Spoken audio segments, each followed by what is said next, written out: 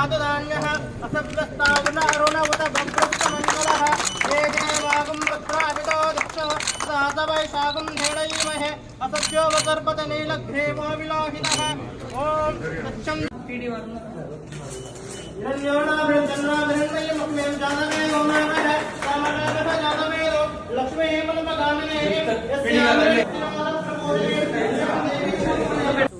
ఈరోజు 5 లక్షలతోటి మరి ప్రతి నియోజకవర్గానికి 3500 ఇళ్ళు ఏకకాలంలో ఇచ్చి ఈరోజు ఇండ్ల నిర్మాణం కావచ్చు, అదేవిధంగా పెండింగ్లో ఉన్నటువంటి అనేక సమస్యలకు పరిష్కారం చూపుతా ఉన్నాం. రైతన్నలకు బోనస్ కావచ్చు, రైతన్నలకు రైతు భరోసా కింద 12,000 కావచ్చు సంవత్సరానికి.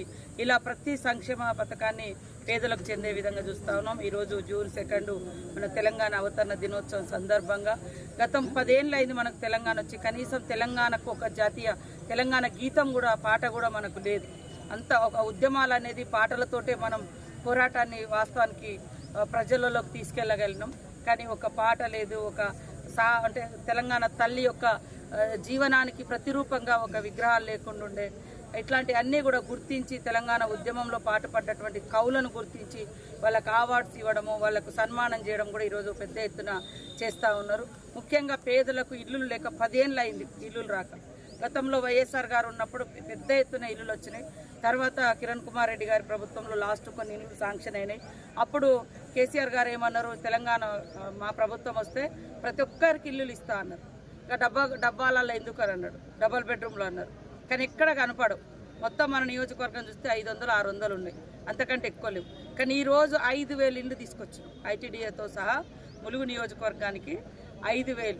రాష్ట్రంలో ప్రతి నియోజకవర్గానికి 3,500 వస్తే మనకు ఐటీడీఏ కింద కూడా కొన్ని ట్రైబల్ గ్రామాలు ఉన్నాయని చెప్పి ప్రతి ఐటీడీఏకు 15 ఏళ్ల తర్వాత మరి సీఎం రేవంత్ రెడ్డి గారు అటు ఉట్నూరు ఐటీడీఏ ఆదిలాబాద్ కానీ, Eturnagaram ITDA, Bhadrachalam ITDA, Mannanur ITDA కూడా స్పెషల్గా ఇల్లులు కేటాయించడంతో మన ములుగుకు 5,000 దాకా ఇల్లులు రావడం జరిగింది.